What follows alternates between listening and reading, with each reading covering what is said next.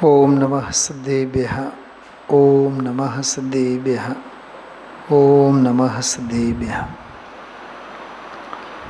आत्म बने परमात्मा हो, शांति सारे देश में है। देश ना सर्वोदय महावीर के संदेश में, महावीर के संदेश में। છેલ્લે આપણે લગભગ 250 સુધીના અર્ઘ્યો છંદો 8મી પૂજાને આધારે સિદ્ધ ભગવંતોના ગુણાનુવાદના સંદર્ભમાં કેટલાક ગુણોની આપણે ચર્ચા કરી છે. વજ્ર સૂચિ એક અર્ઘ્ય હતો, ગુણ હતો. 248મો છંદ છે. સૂક્ષ્મ અને સ્થૂલ સર્વોને ભેદીને સર્વેને એક સાથે જાણવાની શક્તિ ધરાવતી સર્વજ્ઞતા, સર્વજ્ઞત્વ શક્તિ, જ્ઞાનની વિરાટતા, વિશાળતા, એ ગુણને આધારે સિદ્ધ ભગવંતોને વજ્રથી બનેલા સોય જેવા વજ્ર સૂચિ. બરાબર. હવે આગળ આપણે વધીએ છીએ. 250, 51, 52, 53, 54 અથવા 56 આ બધા જે છે ને, આ સૌધર્મ અને શચિ, સૌધર્મ અને શચિ ઇન્દ્રાણી કેવી રીતે તીર્થંકર નામકર્મના ઉદયે અથવા તીર્થંકર નામકર્મના ઉદય પહેલાં પણ ચોથે ગુણસ્થાનથી જ તીર્થંકરના જીવનમાં, તીર્થંકર નામકર્મનો ઉદય તો 13મા ગુણસ્થાને થાય.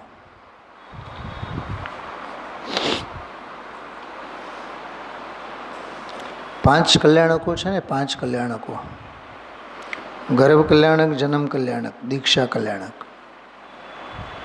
આ ત્રણેય કલ્યાણકો વખતે તીર્થંકર નામકર્મની પ્રકૃતિનો ઉદય હોતો નથી. કેમ? કેવી રીતે નથી હોતો? તીર્થંકર કોને કહેવાય? બોલો. ધર્મ તીર્થનો પ્રવર્તન કરે એને તીર્થંકર કહેવાય કે નહીં? તો કેવળ જ્ઞાન જ્યારે થાય ત્યારે તો ધર્મ તીર્થનું પ્રવર્તન થાય, ત્યારે તો તીર્થંકર નામકર્મની પ્રકૃતિનો ઉદય હોય. તો એના પહેલાં તો 3 તો તીર્થંકર પ્રકૃતિના ઉદય વિનાના કલ્યાણકો છે. બોલો, તોય કેવા સાતિશય પુણ્યના કલ્યાણકો છે. અને ઓલા સાતિશય પુણ્યની પ્રકૃતિ જ્યારે ઉદયમાં આવે ત્યારે તો ભાઈ સાહેબ વીતરાગી બની ગયા હોય, ભોગવવાના ભાવ ન હોય. અહીંયા આપણને ભોગવવાના ભાવ છે તો ભોગો નથી. કરોડપતિઓના જીવનમાં ભોગોના ભાવ છે, ભોગો છે, પણ ભોગવી શકતા નથી. ખાંડની ગુણીઓ ભરેલી હોય પણ સૂંઘી ન શકે, ઘીના ડબ્બાઓ ભરેલા હોય પણ અડી ન શકે. ઘી વિનાની રોટલી, ખાંડ વિનાની ચા. વળી પાછું કહે છો અમે તો બ્લેક ટી પીએ છીએ. બ્લેક ટી પીવાની તારી મજબૂરી છે, ડાયાબિટીસથી ઘેરાયેલો છે એટલે બ્લેક ટી પીવે છે. ખ્યાલમાં આવ્યું? હા. એટલે આ જીવને છે ને રાજુભાઈ, ઉદયની વિચિત્રતામાં છલબલથી પોતાના દોષોને છાવરવા બહુ સારી રીતે આવડે છે.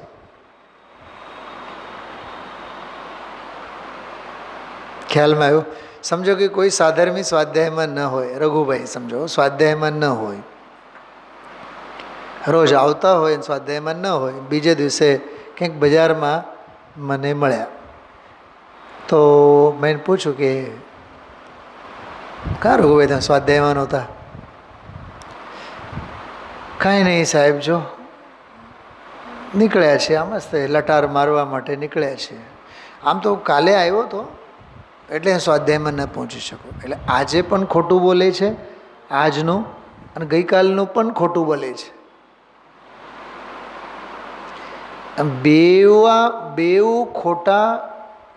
બેઉ ખોટા બોલવામાં, બેઉ દિવસના ખોટાની જાહેરાતમાં તત્વની વિરાધના કેટલી થઈ, જ્ઞાનનો માર્ગ કેટલો ચૂકાનો, તત્વના સંસ્કારોથી કેટલું ખાલીખમ.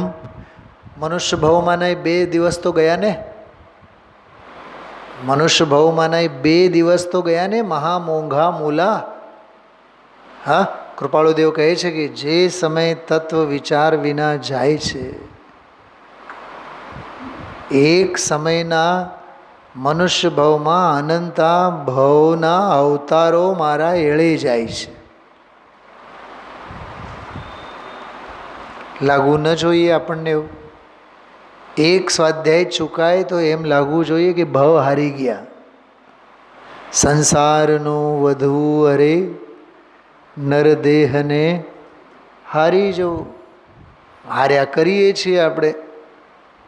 સ્વાધ્યાય નહીં, અભ્યાસ નહીં, સત્સંગ નહીં, થોડી ઘણી સ્થૂળ ક્રિયાઓ કરી, ભગવાનના દર્શન કર્યા, ભગવાનના પ્રક્ષાલ કર્યા, વધીને બેસીને ભગવાનની પૂજા કરી, વરસ 2 વર્ષમાં ક્યાંક જાત્રા બાત્રા કરી આવ્યા, 1000 2000 10 20 હજાર લાખ 2 લાખનો દાન આપ્યો. એટલે અમે તો જાત્રા પણ કરીએ, અમે તો દાને આપીએ, અમે તો પૂજાએ કરીએ. અને કોક વાર પછી ભૂલે ચૂકેથી આવ્યા 10 લક્ષણ વ્રતના દિવસોમાં, અને થોડું ઘણું કંઈક સાંભળ્યું. સ્વાધ્યાય વિના, તત્વની સમજણ વિનાનું મનુષ્ય ભાવ પશુનો અવતાર છે, ઢોરના અવતાર છે, ઢોરના અવતાર. કેટલી વાર કહે છે ગુરુદેવશ્રી કુંવરજીભાઈને સંબોધીને, માંસ માછલા ઈંડા ન ખાતા હોય એટલે નરકે તો નહીં જાઓ, પણ આડોડાઈ કેવી કરી છે એટલે આડા દેહમાં જ જશો, નરકમાં તો નહીં જાઓ. પરિણામોમાં સરળતા સજ્જનતા તો છે નહીં. 1 2 કલાક સતનું શ્રવણ, પુણ્યના પ્રસંગોય નથી, પ્રસંગો હોય તોય લાભ લેવાના ભાવ નથી, તો દેવમાં તો જવાના નહીં. મનુષ્ય થવાના કાંઈ લક્ષણો દેખાતા. માયાચારી જેને કરી હોય દામજીભાઈ, એ માણસ ફરીથી માણસ ક્યાંથી થાય? વાતે વાતે ખોટું બોલતો હોય અને વિષય લંપટી હોય, વિષય ભોગોમાં ખરડાયેલો રહે,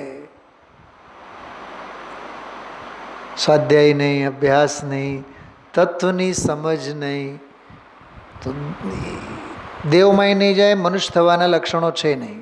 માંસ માછલા ઈંડા ન ખાય એટલે નરકમાં તો નહીં જાય. તો 3 ગતિ તો ગઈ. હવે કઈ રહી ગઈ ગતિ? એક પશુ ગતિ રહી, તિર્યંચ ગતિ રહી. કુંવરજીભાઈને ગુરુદેવશ્રી કહેતા, તમારો એક ઢોરનો અવતાર બાકી છે, પશુ ગતિમાં જવાના. આડોડાઈનું ફળ આડી ગતિ છે, વક્રતા.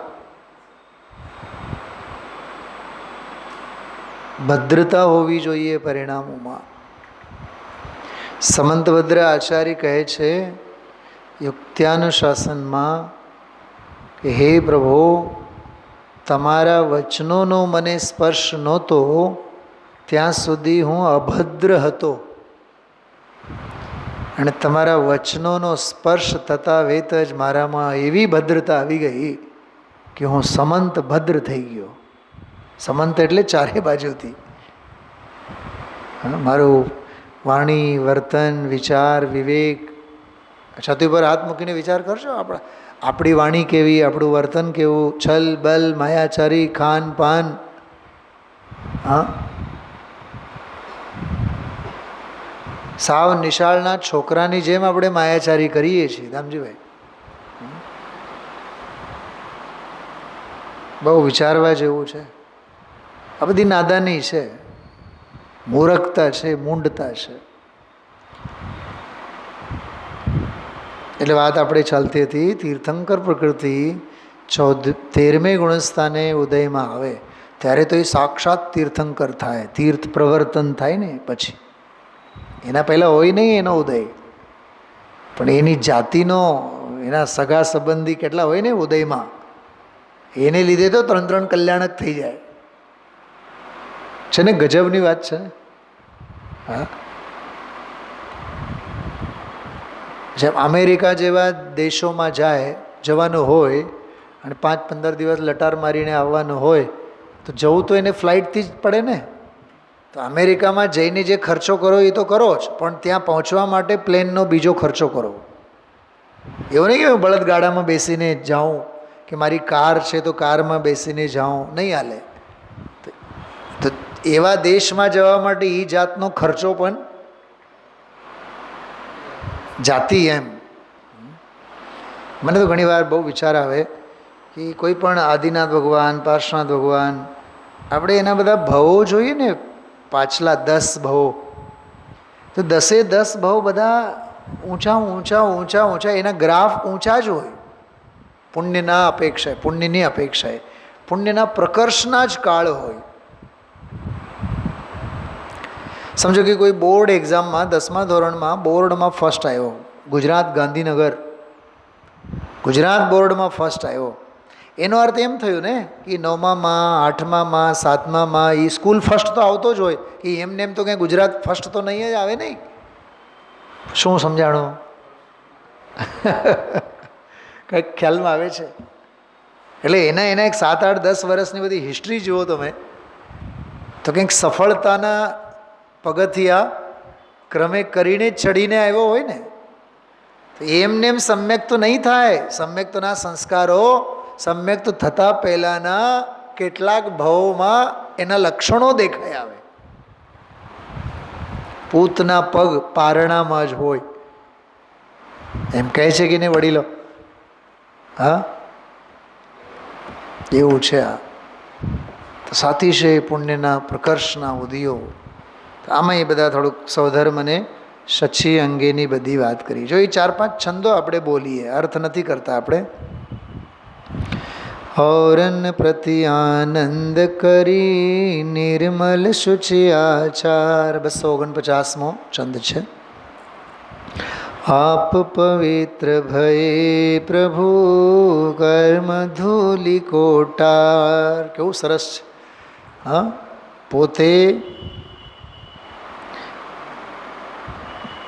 ઔરન પ્રતિ આનંદ કરી, જગતના જીવોને આનંદ કરીને, એટલે આનંદ આપીને, નિર્મલ શુચિ આચાર, પોતાના નિર્મળ આચરણ વડે બીજાને આનંદિત કરીને. શું કહે છે આ ધામજીભાઈ?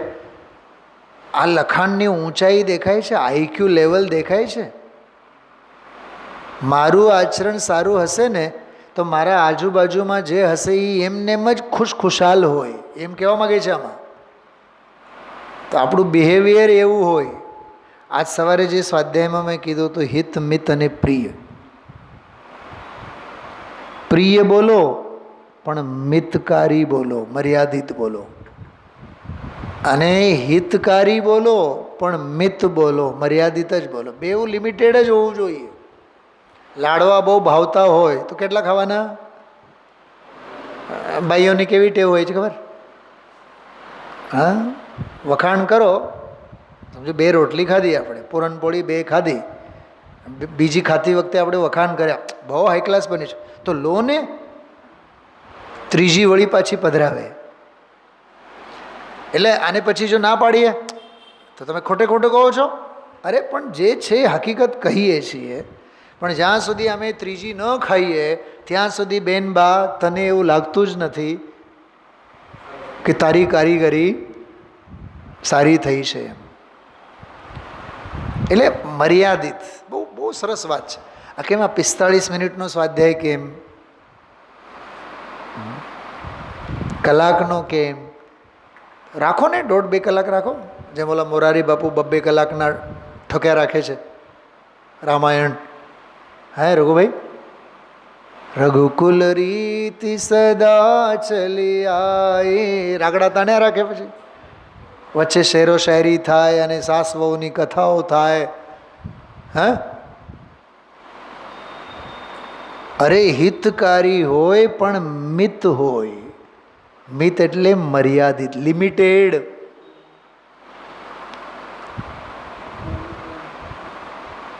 લિમિટેડ, સીમિત, મર્યાદિત. બધે અતિનો ત્યાગ હોવો જોઈએ. સંસ્કૃતમાં એક સુવિચાર છે, અતિ સર્વત્ર વર્જિત. બધે અતિનો ત્યાગ હોવો. બહુ હસવાનું નહીં, બહુ રોવાનું નહીં, બહુ દાંત નહીં કાઢવા. ઘણા લોકો કહેતા હોય વડીલો છોકરાઓને, નાના છોકરાઓને, સાંજનો સમય છે, બહુ દાંત નહીં કાઢો, ન તો હમણાં રોઈ પડશો. અને સંસારના ઘાટ એવા જ છે, જે બહુ દાંત કાઢે,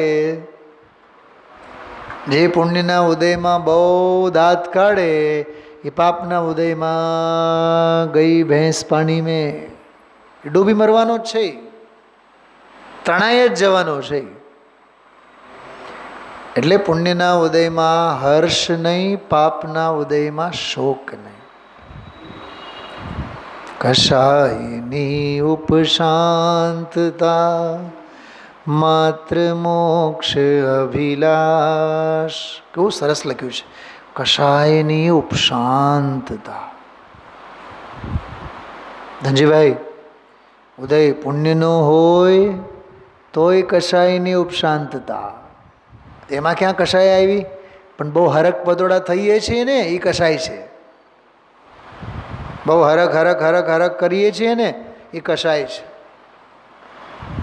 ઓલા પ્લેનમાં જનારા પહેલી વખત કેટલા હરક હરક કરતા હતા? 32 સેકન્ડમાં શું થયું? પુણ્ય પાપ ફલ માહી હરખ વિલખો મત ભાઈ. યહ પુદગલ પર જાય ઉપજે વિન સે ફિર થાય. આ પુણ્ય પાપના ઉદયમાં હરખ હરકે નહીં કરવો અને શોકે નહીં કરવો. જો હમણાં 4-5 દિવસ આપણા સ્વાધ્યાય બંધ હતા ને, તો મને એનો શોકે નહોતો, અને હવે ચાલુ થઈ ગયા છે એનો મને હરકે નથી. શું સમજાણું? આમાં ક્યાંય બહુ હરક પદોડા નહીં થવાનું. હમણાં હાર્ટ એટેક થશે ને તો સીધું 108 આવીને ઊભું રહેશે.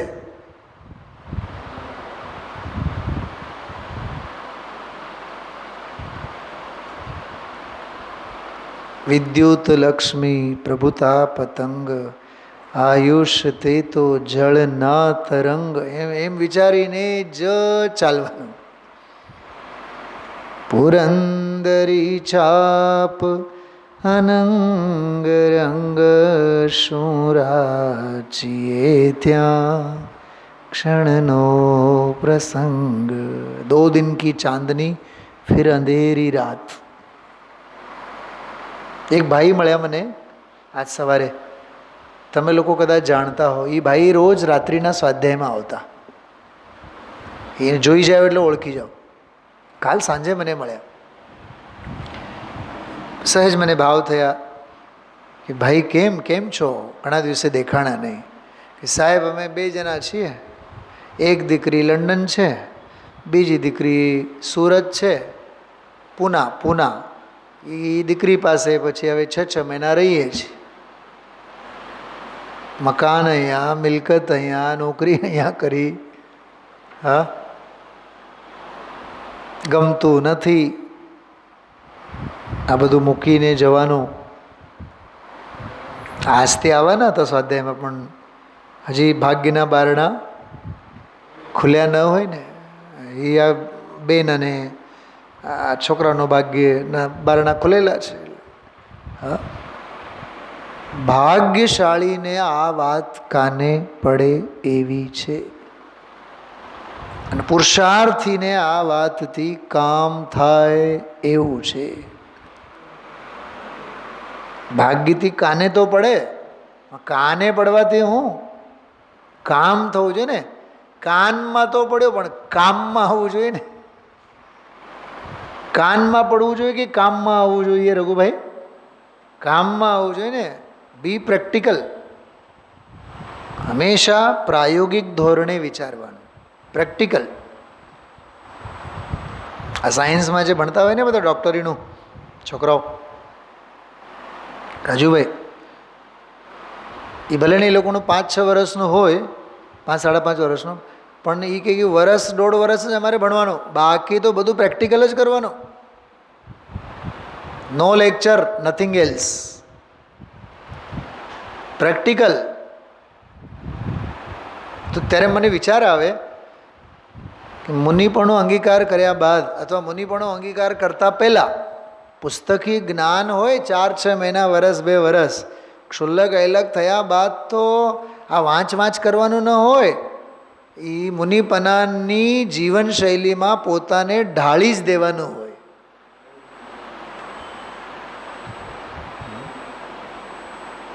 જેમ દીકરી હોય, વધીને 16, 17, 18, 20, 22, 25 વર્ષ સુધી, સમજો 15 થી 25, 10 વર્ષનો ગાળો હોય એને પુત્રવધુ કેમ થવાય એની શિક્ષા માટે. 25 વર્ષ પછી શીખવાનું હોય કે એના રિયલ લાઈફમાં જીવવાનું હોય. હવે 30 વર્ષે જઈને માને પૂછે કે મને પુડલા કેમ બનાવવાનો એ મને શીખવાડો. બુદ્ધિ વગરની 15 વર્ષની હતી ત્યારે શીખવું જોતું હતું. શીખવાની ઉંમર તારી 15, 18, 20 વર્ષની હતી. હવે હું ખાક શીખીશ તું. પોઈન્ટ સમજાય છે મારો? હવે એ 25-30 વર્ષ પછીની ઉંમર શીખવાની નથી. હવે તો એ જીવનશૈલીમાં પોતાની જાતને પ્રેક્ટિકલમાં મૂકવાનું એ ઉંમર છે ને.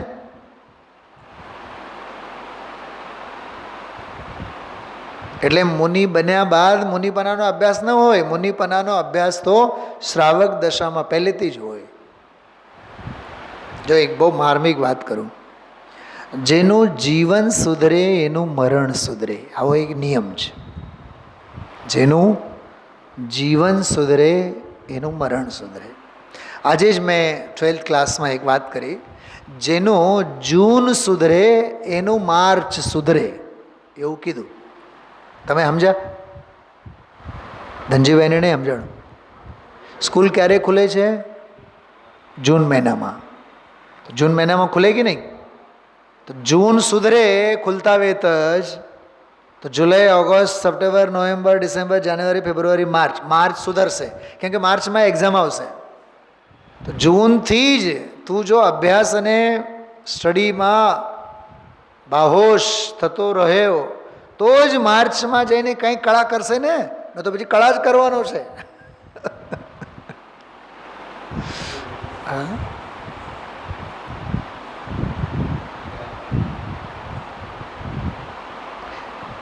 એક શબ્દ આવે છે મોઢામાં, કહો, પોદડા.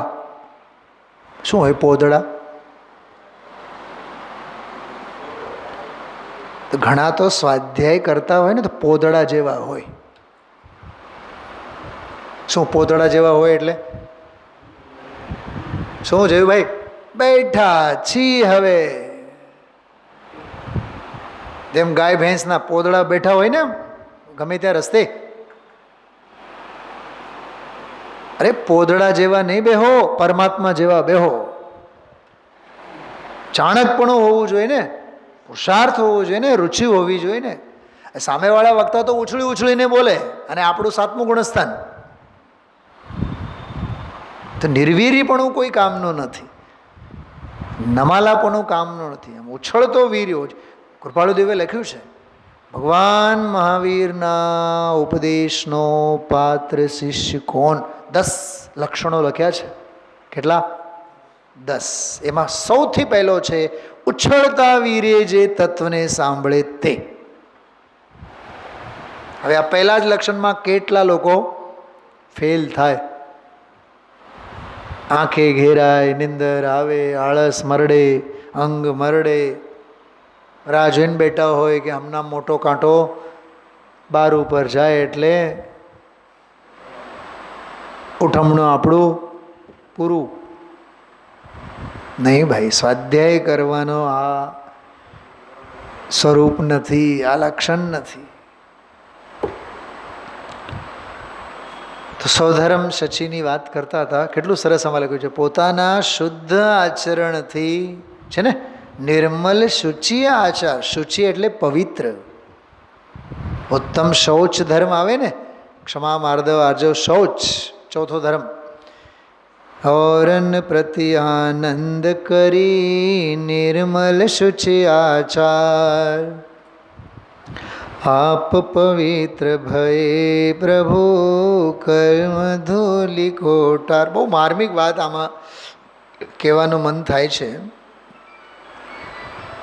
માં હોય ને, માં બેન, માં હોય ને, માં, mother's heart is the first classroom of child.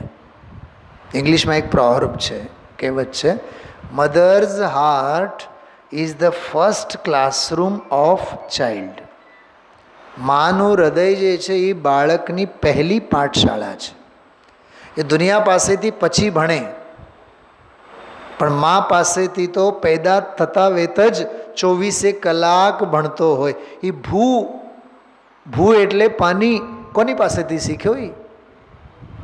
એ આ ભૂ એટલે જમીન, ભૂ પર આવ્યો છે માની મહેરબાની.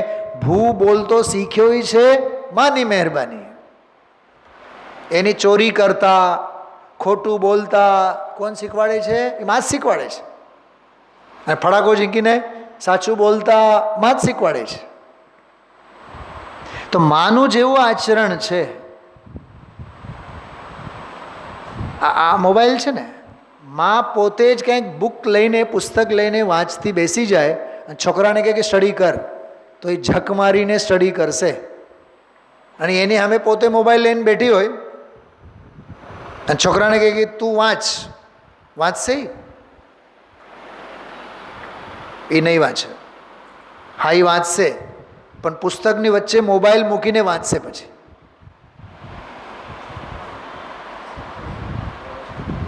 પચીસમાં પાને વાંચતો હોય તો એ 24 કલાકમાં 25મા પાનેથી આગળ વધેલો ન હોય, કે કોઈ વાંચ્યો જ નથી. એટલે આચરણ કહેવાનો અર્થ શું છે કે માનું જેવું આચરણ એવું બાળકનું આચરણ. ઘરનું જેવું વાતાવરણ એમ ઘરના બાળકોનું વાતાવરણ હોય. એમ જેમ વિદ્વાનનો અભ્યાસ, વિદ્વાનનો સ્વાધ્યાય, વક્તાનો સ્વાધ્યાય, વક્તાનો રસ પરિપાક હોય તો શ્રોતામાં કંઈક છાંટ એની આવે. ક્યાં ગુરુદેવશ્રી એવા વક્તા હતા, ગુરુદેવશ્રીની સાથે સાથે એવા સેંકડો શિષ્યો થઈ ગયા. રામજીભાઈ જેવા, બાબુભાઈ મહેતા જેવા, કાં આવા જેવો બધા થઈ ગયા જોરદાર. હા, હિંમતભાઈ જેવા 5 પરમાગમોના સાયન્સના શિક્ષક, સાયન્સના ટીચર. તો એ ગુજરાતીમાં ભાષા ક્યાંથી હોય? તો એ સાયન્સના ટીચર હોવા છતાં સાહિત્યિક ભાષામાં બરાબર એનો અનુવાદ કર્યો. કોઈની છે હિંમત, પણ છે ને વક્તા એવા હતા ને. તો વક્તાનું આચરણ, વક્તાના વક્તવ્યમાંથી બધા એટલા નથી શીખતા, વક્તાના આચરણમાંથી સભા શીખતી હોય છે. મંગલાચરણ કેમ કરાય, ભક્તિ કેમ બોલાય, શાસ્ત્ર કેમ વંચાય, અર્થો કેમ કરાય, એ આખું ભરત ગૂંથણી. તો એમ અહીંયા કહે છે ઔરન પ્રતિ આનંદ કરી, એટલે બીજાને તમે આનંદિત કર્યા. નિર્મલ શુચિ આચાર, અને પોતે પણ આપ પવિત્ર ભયે પ્રભુ કર્મ ધૂલી કોટાર. કર્મ ધૂળીને ટાળીને તમે પણ પોતે પવિત્ર બન્યા. શુચિશ્રવસે અર્ઘ છે, શુચિશ્રવસે એટલે તમે પરમ પવિત્ર છો. એમ કર્મો કરી કૃતાર્થ હો, કૃતફલ ઉત્તમ પાય. કર પર કર રાજત પ્રભુ વંદુ હું યુગ પાય. કેવું વિચિત્ર લીટી છે પહેલી લીટી. કર્મો કરી કૃતાર્થ હો, તમે તો કર્મો કરીને કૃતાર્થ થઈ ગયા. સંસારમાં કોઈ કર્મો કરીને કૃતાર્થ થયા? તો કહે છે કે હા થયા છે ને. કોણ? સિદ્ધ ભગવાન. કેવા કર્મો? સત્કર્મો, આત્મહિતના કર્મો. એમ કર્મો કરી કૃતાર્થ હો, કૃત ફલ ઉત્તમ પાય. કરેલા કર્મોના ફળ તમે ઉત્તમ એવા ફળને પામ્યા. અને પછી શું કર્યું? કર પર કર રાજત પ્રભુ. કર એટલે શું? અહીંયા કર એટલે હાથ. હાથ ઉપર હાથ મૂકીને વિરાજતા થયા. વંદુ હું યુગ પાય. તમારા ચરણ યુગલમાં હું વંદન કરું છું. શક્રેષ્ઠાય. શક્ર એટલે ઇન્દ્ર. તો ઇન્દ્રને માટે જે ઈષ્ટ હોય, ગમતા હોય એમ. દર્શન ઇન્દ્ર અઘાત હૈ, ઇષ્ટ માન ઉર્માય. કર્મ નાશ શિવપુર બસે, मैं वंदू ताय. આ શું છે? દર્શન ઇન્દ્ર અઘાત હૈ. શું એનો અર્થ? બોલો રાજુભાઈ. સૌધર્મ જેવો સૌધર્મ પણ તમારા દર્શન કરીને હજારો નેત્રો બનાવીને ડોળા ફાડીને તમને જોયા જ રાખતો હોય છતાં પણ એને નો સેટિસ્ફેક્શન, સંતોષ નથી થતો. અઘાતો નથી એટલે ધરાતો નથી, ખુશ નથી થતો. એટલે એને પૂર્ણતા નથી, પેટ ભરતું નથી એમ. હજી અધૂરું લાગે, હજી જોયા રાખીએ, હજી થોડીક વાર જોયા રાખીએ. દર્શન ઇન્દ્ર અઘાત. અને આપણા દર્શન કેવા હોય? થોડીક આપણી વાત કરીએ.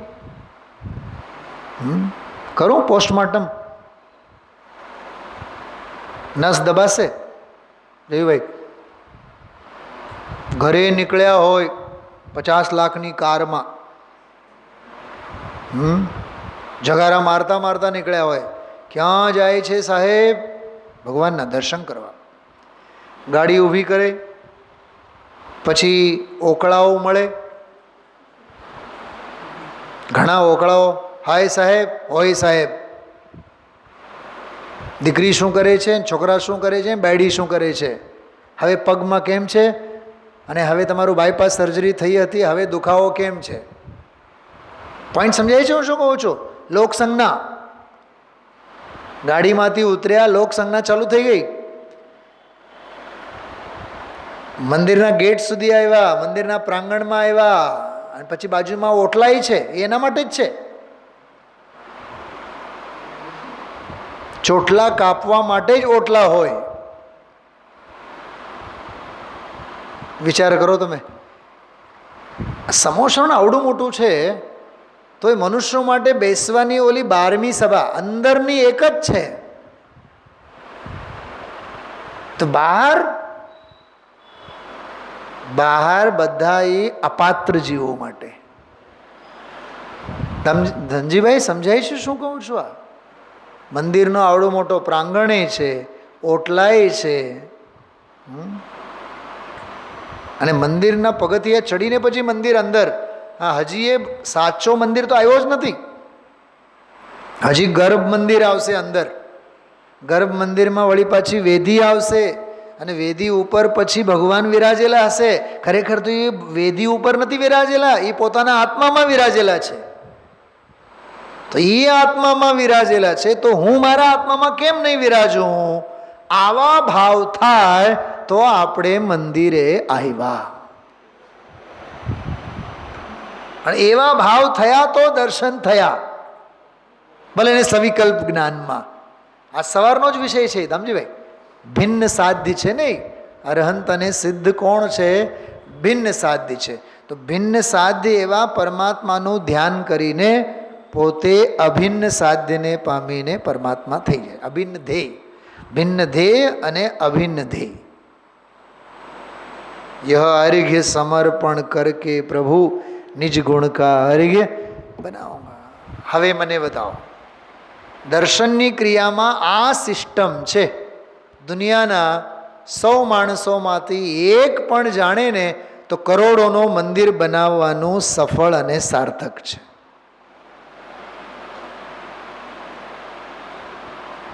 બાકી તો આયારામ આયારામ, ગયારામ ગયારામ. રઘુભાઈ જીન દર્શન નિજ દર્શન માટે છે. જીન દર્શન નિજ દર્શન માટે છે. નિજ દર્શન થયા હોય તો જ નિજ દર્શન થયા. અને એ સૌધર્મ કોણ છે? જે બાળક તીર્થંકરની મુદ્રા જોઈ જોઈને પેટ નથી ભરતું, જે પોતે ક્ષાયિક સમ્યક દ્રષ્ટિ છે, નિયમથી આવતા ભવે ભાવલિંગી સંત બનીને મોક્ષે પધારવાનો છે, જેની કરોડો ઇન્દ્રાણીઓ નમો સિદ્ધાણમમાં પહોંચી જવાની છે, એના એક ભાવમાં 40 નીલ દેવીઓ.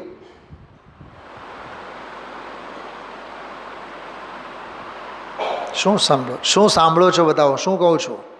એવો ઈ સૌધર્મ બાળ તીર્થંકરને, બાળકને, હજી તીર્થંકર નથી થયા, હજી તો પેદાશ થયા છે, જન્મ કલ્યાણક. અને એ બાળકને જોઈ જોઈને 1000 નેત્ર બનાવે. આવ્યું તો હમણાં 4-5-6 દિવસના પહેલાના જ પ્રવચનમાં, ગુરુદેવના પ્રવચનમાં આવ્યું હતું. અરે એમાં શું છે? પણ 1000 ડોળા ફાડી ફાડીને ભગવાનને જો તો 1000 જ્ઞાનના નેત્ર ખોલીને હાથમાં નહીં જો, એવું બોલ્યા ગુરુદેવશ્રી. કોઈ સભામાં સૌધર્મ થયો હોય તો એને ગમે નહીં આ વાત સાંભળીને. એને એમ થાય કે અમે તો કરોડ રૂપિયા આપીને તો સૌધર્મ થઈ ગયા, અને તમે આવું કહો? રાજુભાઈ, અધ્યાત્મ તો નીકળવું જ જોઈએ ને. છાશ શેના માટે? છાશ જોઈ જોઈને હરક પતોડા નહીં થવું. છાશ જે બનાવે ને ભાઈ, એ છાશમાં રસ ન હોય, એમાં તો ગોળો, માખણનો ગોળો, એમાં એને રસ હોય. મને યાદ આવે છે અમારા દાદીમાં, એ માખણ કાઢે ને આમ જેમ આચાર્ય કુંદ કુંદ પરમાગમોની રચના કરે ને એમ આમ એના આંગળાની ફેરવણી આમાં એવું સરસ ફેરવે, બરાબર એને 5 આંગળામાં પેલા છાશમાંથી સરસ મજાનો માખણ ચોંટી આવે અને ગોળો થતો જાય, ગોળો થતો જાય. મેં કીધું છાશમાં ગોળો તો હતો નહીં, ગોળો આવ્યો ક્યાંથી? ગુરુદેવશ્રી એક દાખલો આપે બાઈઓની હોશિયારીનો. પુડલા બનાવતા હોય, ડોસા બનાવતા હોય તો આમ કિનારે કિનારે આમ તેલ નાખે, આમ બહુ હોશિયાર બાઈ એમ કરીને. પછી કહે કે એ જે કિનારે કિનારે નાખે છે એ તારે તેલના ટીપા છે ને એ ઓલા તવાને અડે નહીં. પુડલાને અડ્યા વગર જ પુડલો બની ગયો. અને એ ચમચીમાંથી જે તેલ લીધી, ચમચીને તારા આંગળા અડતા નથી, કેમ કે આંગળા જ તારા બાપના નથી, આંગળા શરીરના છે. બધું જ ફોક. અને અહીંયા આપણે માનીને બેઠા હોય મને સરસ ચા બનાવતા આવડે, મારી આખી બિરાદરીમાં કોફી કોઈ નહીં બનાવે, ફાફડા તો હું બનાવું, જલેબી તો હું. અરે જલેબીમાં હા અભક્ષ છે, આથો હોય કે નહીં, એમાં દ્વિદલનો દોષ છે, એમાં જલેબીમાં બેસન વપરાય, બીજી છાશ બાશ વપરાય, એ બધું જીભમાં લાર સાથે હા અભક્ષ છે. અભક્ષ એટલે ઇન ધ સેન્સ મર્યાદાવાળું હોય, વ્યવસ્થિત, તો વસ્તુ જુદી છે. પણ જે પ્રકારે પણ એની બનાવવાની જે રીત દુનિયામાં પ્રસિદ્ધ છે, કોઈ અકલ નહીં, કોઈ સમજ નહીં. હા, સમજણ વગર આંધળે આંધળું દળ્યા રાખીએ છીએ. અને કૂતરું આવીને ઘંટી ચાટે જાય છે. બહુ બહુ બહુ અજ્ઞાનનો ઘોર મહિમા છે. બહુ સરસ છે. જો ઇન્દ્રન દર્શન ઇન્દ્ર અઘાત હૈ, ઇષ્ટમાન ઉર્માહી કર્મ નાશી શિવપુર બસે મેં વંદુ તાય. વળી પાછો ઇન્દ્ર નાચે છે. જો ઇન્દ્ર નૃત્ય તૃપ્તિકાય, નૃત્ય કરનારા ઇન્દ્રને તૃપ્તિ પહોંચાડનારા. મઘવા જાકે નૃત્ય કરી તાકે પિતૃ મહાન, સો મેં ઉनको જજત હું होय कर्म की हानि शचीन्द्र अरु काम ए जिन दासन के दास। वाह! શચી અને ઇન્દ્ર અને કામદેવ પણ જે જિનેન્દ્ર ભગવંતોના દાસાનો દાસ છે એવા સિદ્ધ ભગવાન નિશ્ચય મન મેં નમન કરી નિતવંદત પદ જાસ। હવે ઓલો શક્ર એટલે ઇન્દ્ર આરબ્ધ આનંદ નૃત્યાય એટલે જેને જોઈને આનંદપૂર્વક નાચવાનું ચાલુ કરે એવા સિદ્ધ ભગવાન, એ એક ગુણ કહેવાય। જો જિનકે સન્મુખ નૃત્ય કરી ઇન્દ્ર હર્ષ ઉપજાય જન્મ સુફલ માને સદા હમ પર હો સહાય। વાહ! જેની સામે સૌધર્મ જેવા સૌધર્મ પણ નૃત્ય કરીને પોતાના જીવનને ધન્ય બનાવે। હે પ્રભુ, તમે અમારા જીવનને સફળ બનાવો, એવી ભાવના। ધન સુવર્ણ તે લોક મેં પૂર્ણ ઈચ્છા હોય ચક્રવર્તી પદ પાઈએ તુમ પૂજત હૈ સોય। વાહ! લોક વ્યવહારમાં તો ધન સંપત્તિ એનાથી વિષય ભોગો આદિકની ઈચ્છા પૂરી થાય એવા તમે ચક્રવર્તી પદને પામેલા, એમ કરીને સિદ્ધ ભગવંતોને વંદન કર્યા। ચલો 5 આપણે વિશેષણો આજે લીધા, 56-57 પછી આગળ લેશું। ઓમ નમઃ સિદ્ધિ।